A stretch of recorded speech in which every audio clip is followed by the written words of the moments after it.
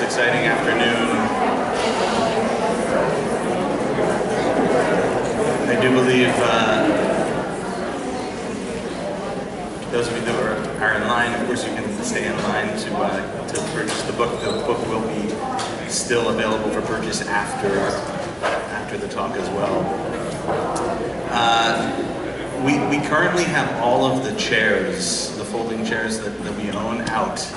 So if there are empty chairs around that you can certainly grab. Yeah, thank you for raising your hand if you have an empty chair next to you. Thank you, thank you. Oh my goodness.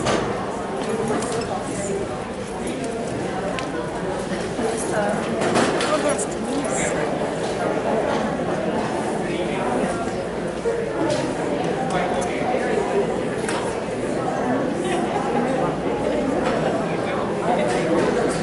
So if you want to find a seat so we can begin.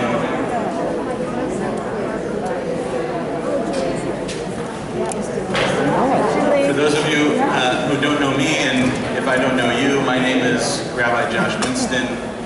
It's an honor to be here. Thank you, all of you who contributed to this book, for asking me to help open this afternoon. It's an honor to be here with all of you, to know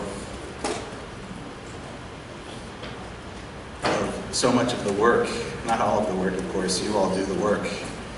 So much of the work, though, that you do to write, to remember, to share.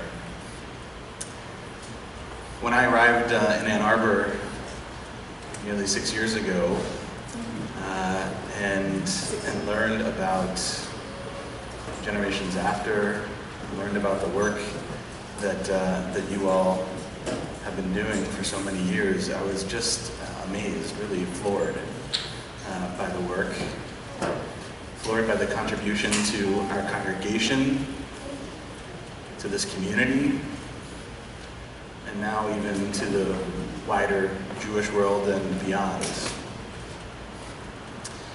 As I was thinking about how we should begin this afternoon, I spent the weekend with our religious school kids at a retreat. And I was watching them, thinking about what to say here.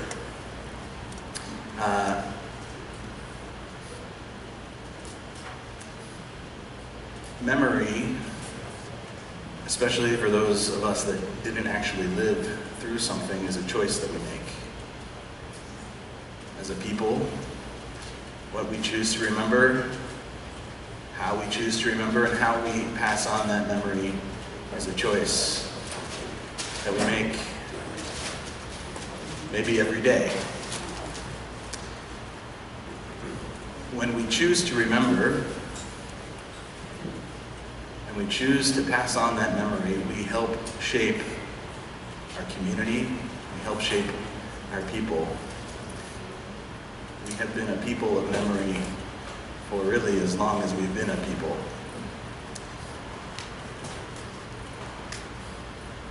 We bless our memory together. We bless the ability to come together to share, to take on stories, to have them become part of our own memory. It's an honor to invite Cantor Regina Hayut to begin us with a prayer.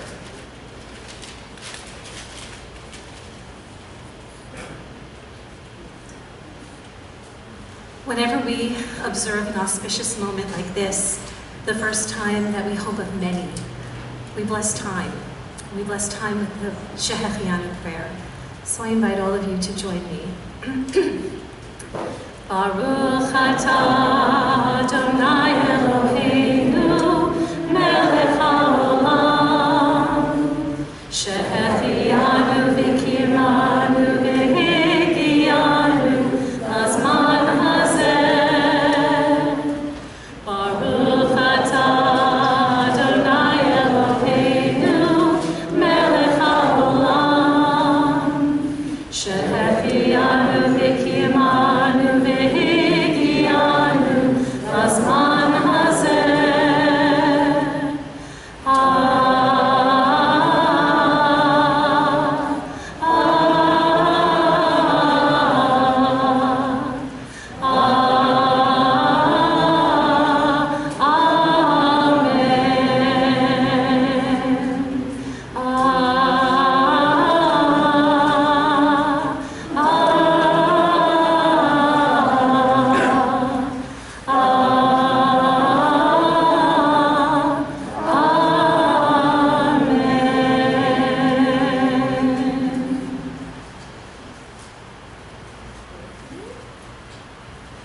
Okay, I'm going to attempt to do this.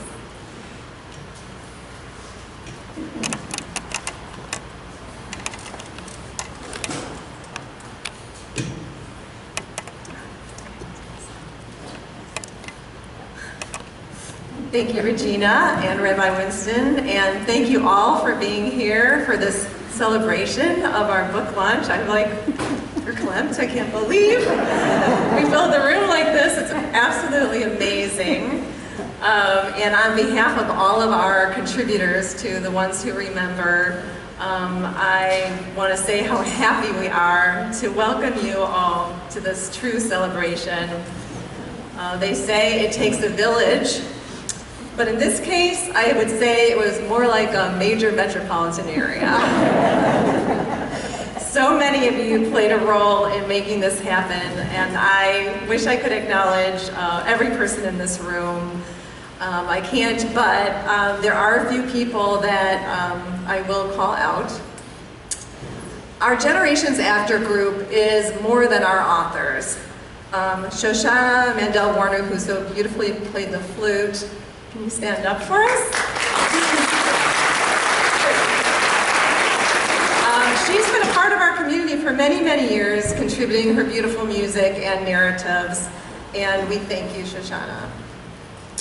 Dulcie Garfield, where are you? Stand up for a moment so people can see you.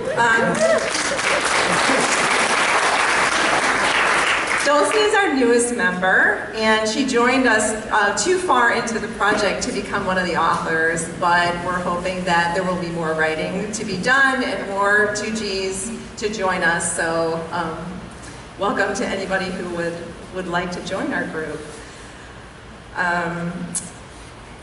And of course, our very, very special member, Irene Butter, our friend and guide, our inspiration, who's sitting here in the front row.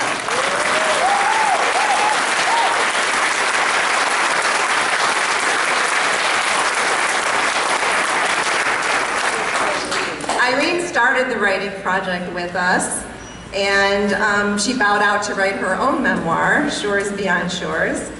And with that decision, she told us, this is your time, and it's time for the world to hear your voices. And we thank you for your beautiful foreword and your friendship, and we love you.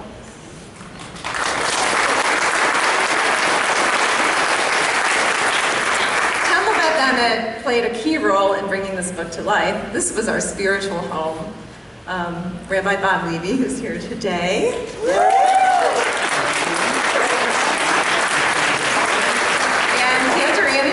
Gave us the support and independence 18 years ago to begin sharing our parents' stories with the congregation.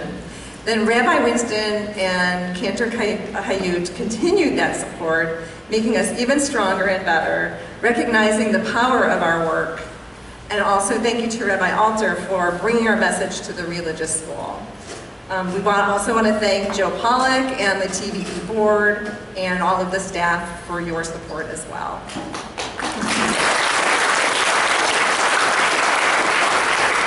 And the congregation. Yes, woohoo! Our stories have become your stories because you embraced the importance of our message. Finally, thank you to the friends and family members who stuck with us day in and day out as we worked our way through the writing process and the emotions that that process stirred up. We love you. For those of you who don't know our origin story, I'll be brief. In 2004, we began writing original services for Yom HaShoah and Yom Kippur afternoon, using our parents' stories, and then over time, adding our own perspectives. About 7 years ago, a few of us decided to turn those narratives into a book. I mean, how hard could it be? I guess the fact that it was 7 years ago tells you how hard it was. I want to recognize the 4 editors, that includes myself, but which is super awkward, but for driving this project forward. We knew nothing about writing, and even less about the business of publishing a book. Not just a book, but an anthology that included 15 contributing members. And as Joy likes to say, what did we know from Borscht? How did we do it? Well, we had a dedicated, consensus-based editor team of strong women. Every time we hit a roadblock and it seemed like there was no way forward, the 4 of us somehow managed to find a way. So I'd like to recognize, please stand, Rita Benn, Joy Wolf-Enser, and Julie Adler.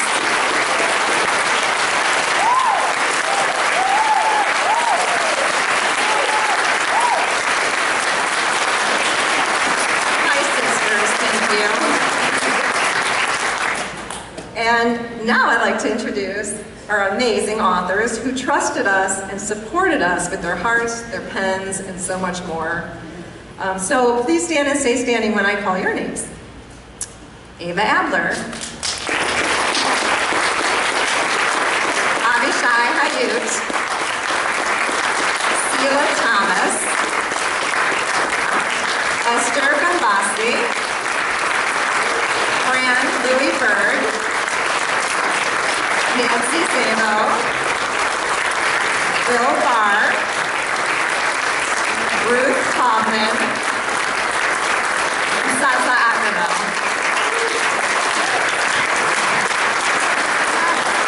And Tony Huda, double clap.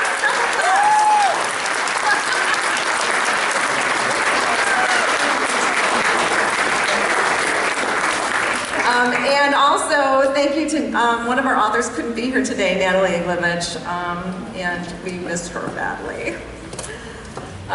What I'd like to do now is give you a small taste of the book.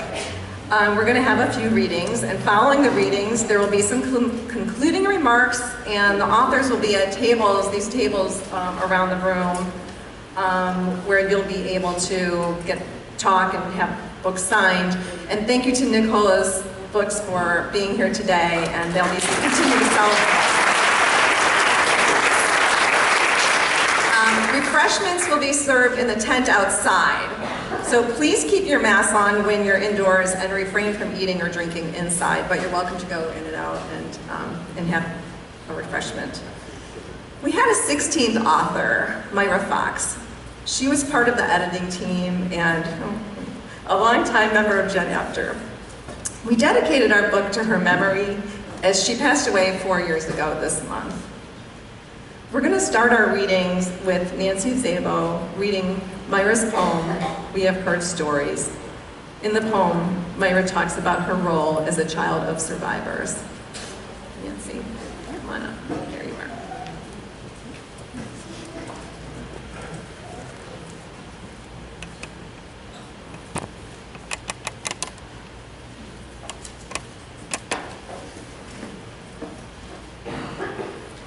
We Have Heard Stories by Myra Fox. We have heard stories with our young, half-open ears of childhood recollections, of innocence, of beloved family. How idyllic they sounded at first. How warm and contained. How unfamiliar these ancestors were. There was once a mother whom we would have called Grandma. But how could we fully listen to stories told in softly breaking voices? How do we offer comfort when our young ears hear the quiet howls. Our young eyes witness the broken hearts, the unappeasable longing for a past obliterated, a family destroyed. How could we bear such discomfort from the mouths of our protectors? What does one do about the cries in the night? We lay awake, hearing screams in sleep haunted, unable to enter our parents' chamber. So hard it was to be an adequate child. And now we are of riper age, desperate to see the street that was their home, to translate their words, to find living connections to their past, to read words written by their young hearts and hands, to discover their likenesses among the few published books of recovered photographs, to embrace the black and white image of the once less troubled face, that in a world apart and decades later, bent to kiss us. Our fingers touch the images, caress the creased parchment, and then our lips.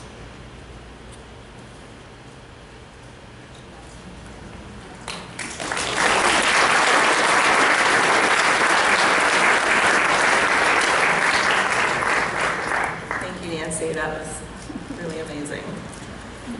Ruth Taubman is going to do our next reading from her chapter, Screams in the Night. Ruth is the daughter of survivor Lola Taubman.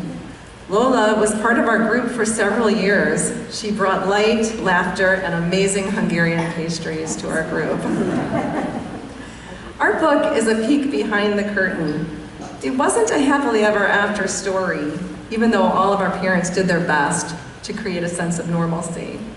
Ruth is going to read an excerpt about how the perspective of her normal world shifted when a friend spent the night.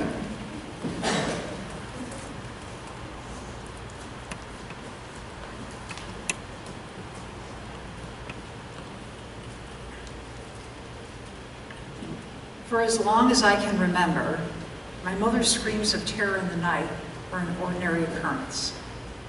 My siblings and I didn't ask questions. Being awakened several times a week or more was our family reality. We simply went back to sleep and didn't discuss it the next day. We certainly didn't mention my mother's night terrors to anyone outside of our family. That's probably why I forgot to forewarn my friend Jesse when he came to our house for a visit one summer when I was 16. I'd been away at Interlaken, a fine arts camp, where Jesse and I had met the year before. He came to visit me at the end of camp, and then we made the trip together back to my family's home in Birmingham, Michigan. Jesse was going to stay with us for a few days. In the middle of our first night at the house, my mother's shrieks pierced the dark. As I swam to consciousness, it clicked that Jesse would not know what was happening. I ran to his room. There, I found him standing up out of bed, shaking in utter fear of what horrible unknown event might be occurring. I tried to tell him it was nothing and that he should go back to sleep. That phrase, "it's nothing," sums up the disconnect between him, who could not imagine the origins of my mother's terror, and me, the child of a Holocaust survivor, familiar with its source.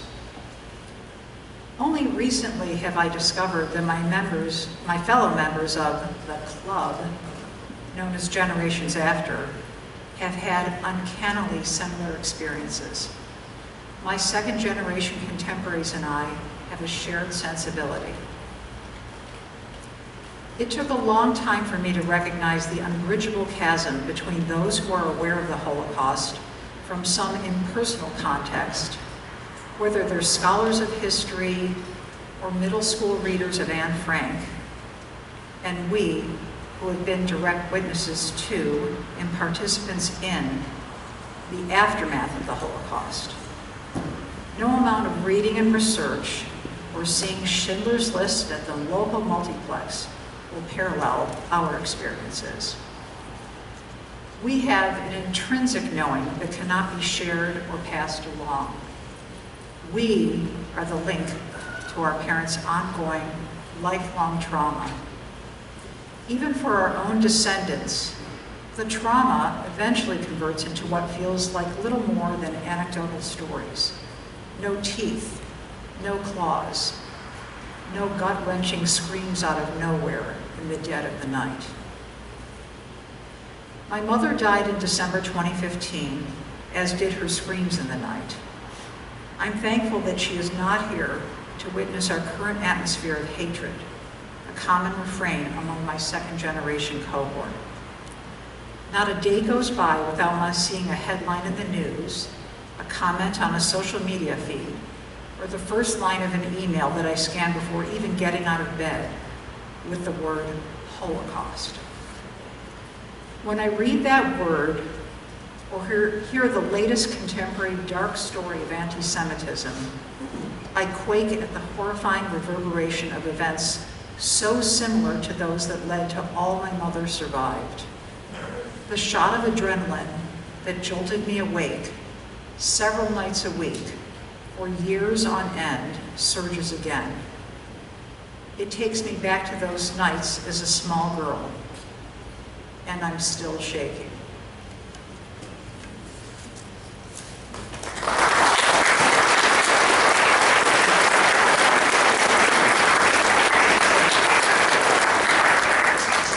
Thank you, Ruth. Ava Adler will do our next reading. Ava has been a Gen After member since day one. She has often told stories about her mother's survival and how she maintained her humanity in the face of all the terrible losses she suffered. In her chapter, Memorize This Address, Ava talks about the things we hold on to and how she learned and matured into understanding why this was important. They weren't just things. Ava.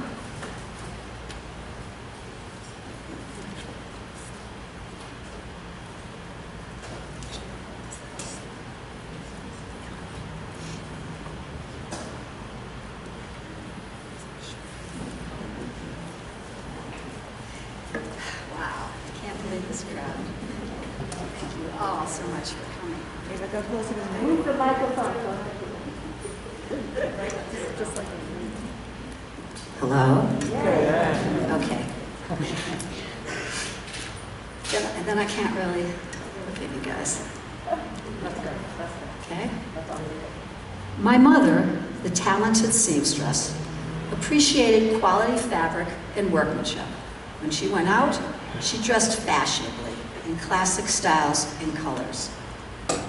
After I left home, during college and into adulthood, my mother would offer me clothing and jewelry of hers that she thought I might like or need. My tastes did not always match hers. Sometimes I turned her down, and other times, in order not to hurt her feelings, I would take things with no intention of ever wearing them and give them away to charity. One day, my mother asked me if I still had something she had given me, and I had to admit what I had done with it. She was obviously upset and asked if in the future I could return things to her rather than give them away. My first reaction was to judge this as selfishness. There were so many people in need who would appreciate our belongings and put them to good use. She then told me that she only had one thing of her mother's, an apron. I was shocked, but it made sense. In retrospect, I wish I had asked her several questions. How did she end up with this apron? Was she or her mother wearing it the last time they were together? Did her mother offer it to her? Or did she ask her for it before she escaped? How did she preserve it while she was on the run, hiding in Germany in the displaced persons camp? This helped me see that I had not sufficiently demonstrated my appreciation and gratitude for what my mother gave me, as she would have done with her own mother's gifts had she only had the opportunity to hold on to them. Now, I find that I'm sentimental about stuff, things that belong to my parents, my friends, my kids. I keep in mind that my mother had nothing from her childhood, from her past, from her own mother. It's hard for me to throw anything away, not necessarily because I think I will need it, but because it brings me comfort and emotional security.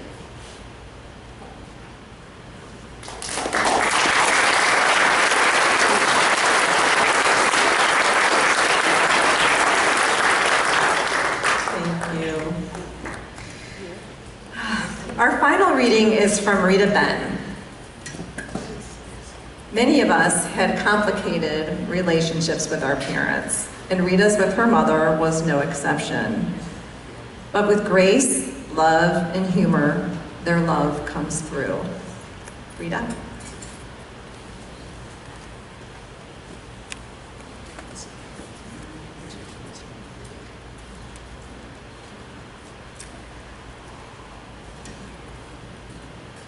As my mother and I grew older, I found it harder and harder to bear her relentless unburdening. I felt I couldn't fix the trajectory of her life or her victim mentality. I wished she could find happiness, yet I was not her solution. I knew what I needed for my own growth was to create distance, first physically and then emotionally.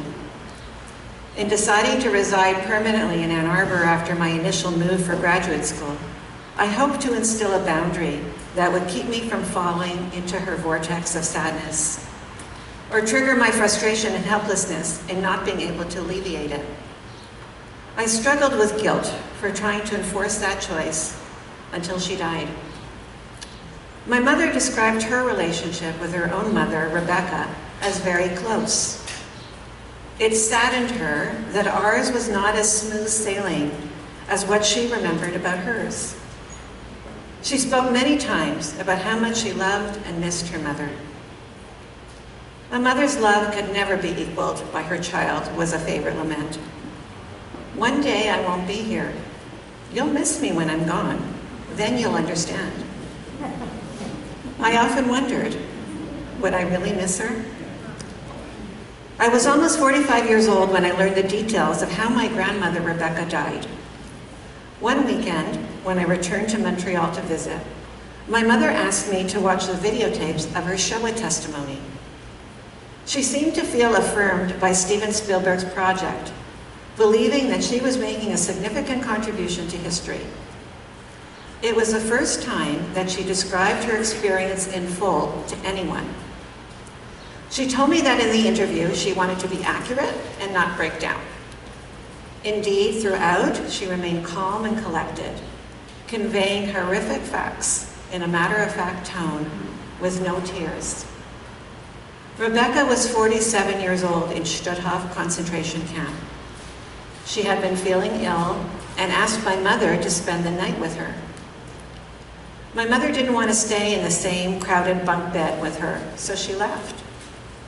I was afraid of seeing her die, my mother reported. In the morning, my mother returned, only to drag her own mother's cold body out of the barracks and place her on top of the heap of other corpses in the camp yard. 2 weeks later, the camp of Stutthof was liberated. My heart sunk into my stomach when I heard her describe her mother's death. I vowed to myself and immediately afterwards to her, I will never let you die alone. When the time comes, I will stay with you. I want you to know that and never worry about it.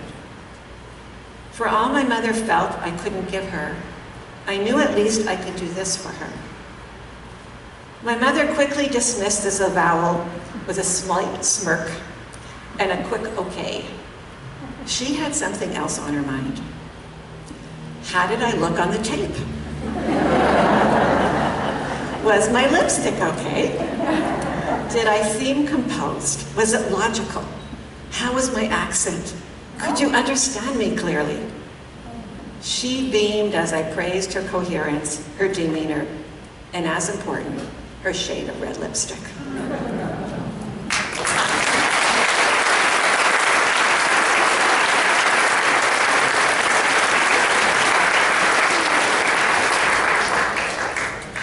Thank you so much to all of our readers. This book is our legacy. We cannot walk in our parents' shoes. We can never feel what they have felt. And thank God we will never have to experience what they experienced. But this is our legacy.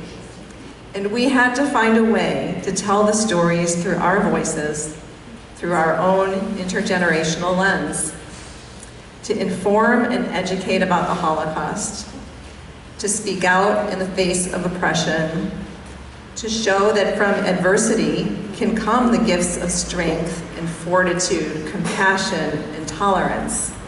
And finally, to offer renewed hope and optimism to many others who are challenged by difficult circumstances. Thank you to everyone who could be here today. And now I'd like to bring up Rabbi Levy to say a Hamotzi in Kiddush.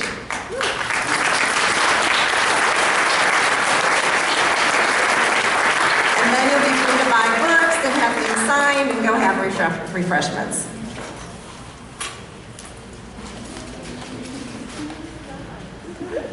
I suppose I share a feeling of many of us sitting here who are not in the generations after community who feel inadequate in this moment to the greatness of those we hold in our hands. This book is a testament to the great truth of life and its greatness, as well as a great testament to the struggle that makes life worth cherishing. Isaiah said that bread was the staff of life. We say, Hamotzi lechem min haaretz, that God brings forth bread from the earth, which of course is a lie, because it's wheat at best. And that struggle to get from wheat to bread is parallel. Thank God we have those who know how to make bread and who know how to cherish life and then to share it in community. There is no bread to eat inside. Please join me. Baruch atah Adonai Eloheinu melech haolam hamotzi lechem min haaretz. Amen.